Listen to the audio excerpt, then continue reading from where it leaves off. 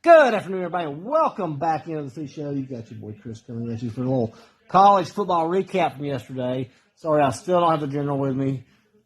He's supposed to be back on Wednesday. Look forward to having my main man back here to talk a little football action with me.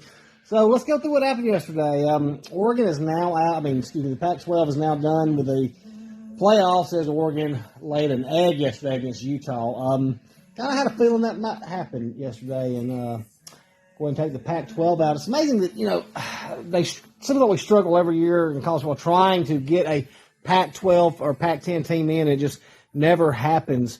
It's really amazing, and, hats off to them that your teams that coming out there are Oregon and Washington, when you have Southern Cal sitting there and can never just seem to get that team back. I can't figure out how they are not in the top five every year. There's no excuse for the Trojans not to be there. But as we sit in 2021, they can't get there. And I've never understood why UCLA cannot get it rolling. I know they're a basketball program. However,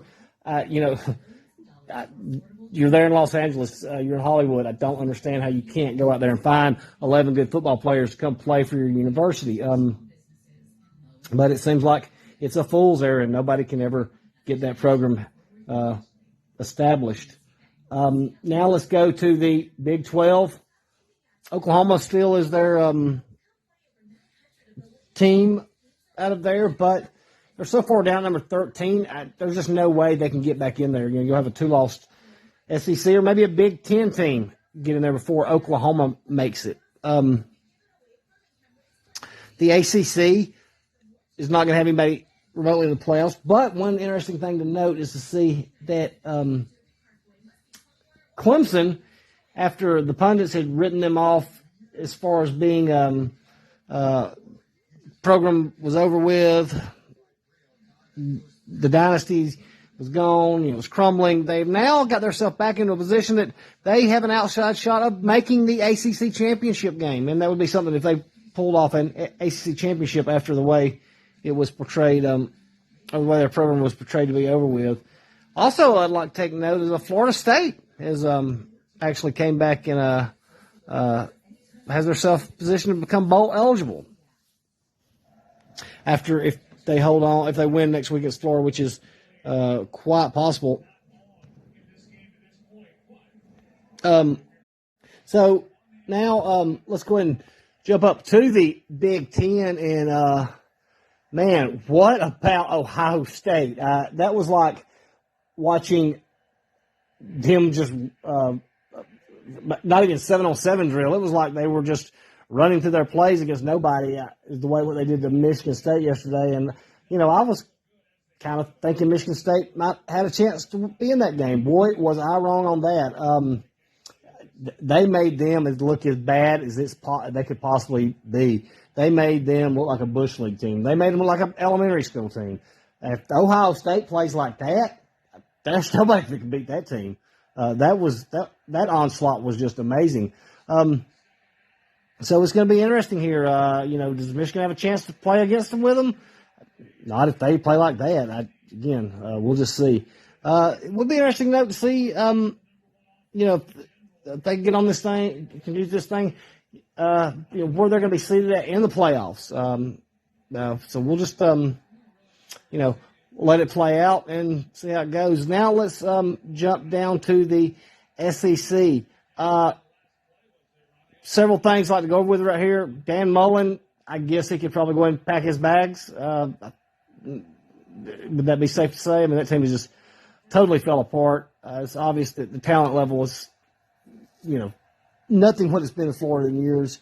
And it's just, Mullen didn't get it done, which is surprising, and then in some ways it's not, because I've seen coaches like this who gets the job and just could not, or goes from a middle school and gets a big job like that and just could not, put it together, a.k.a. Curly Hallman type years gone by. Jump around to some other schools. Arkansas, man, if Pittman don't get the head coach of the year, I guess there's arguments to be made for him and, for Lane, of course. But, just thanks to see what he's done for that Arkansas program in just a couple years. from winning, from going winless like that, and have them back, competitive and winning games. Hats off to him, man. Georgia, man, Georgia. And touch on that Alabama team for a minute. They got some points yesterday, and their defense has. This is probably the worst defense. This is the worst defense at Saban's first year. But as long as they've got Bryce Young, he will keep you in any game. I mean, that boy is amazing what he has done there as a quarterback or as a player, whatever. But kid's just amazing. And with him, the quarterback, Alabama will be in every game they're playing. But they've got to take care of business Saturday against Auburn, and we'll see how that goes. Speaking of our Auburn, Brian Harsin, man, a few weeks ago we were talking about him being coach of the year, now losing 3 straight and lose against Alabama, and if they lost the bowl game, yikes, that would be an epic collapse and would probably not set him probably in the good graces of the Auburn alumni. Now, I'm not going to say he'd get fired anyway by any means, but, not a good way to start things off, especially since a lot of people were lukewarm on the hire to begin with. Let's also look at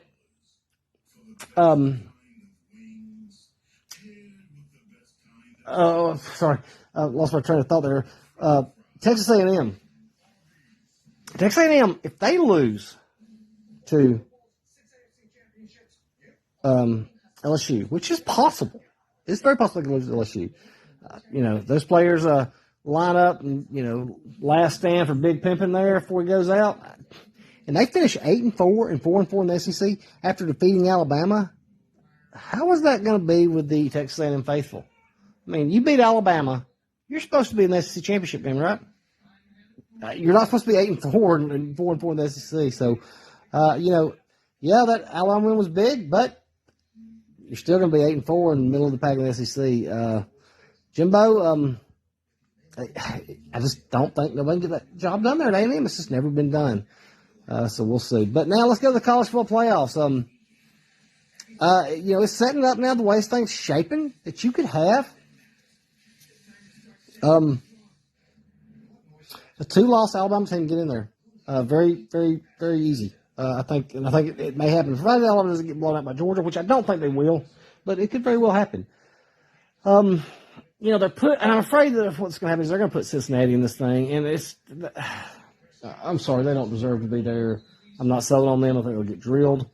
With that being said, that's just here we are in this day and time. The media wants Cincinnati being there. But let me tell you who to keep your eye on that is sitting there in the catbird seat to get in these playoffs. And if the chaos unfolds like it usually does, sitting there and they don't have to play that extra game, at number 8 is Notre Dame. Don't be surprised if Notre Dame gets that number 4 spot. Hopefully I'll have the general here on Wednesday. Until then, Chris out.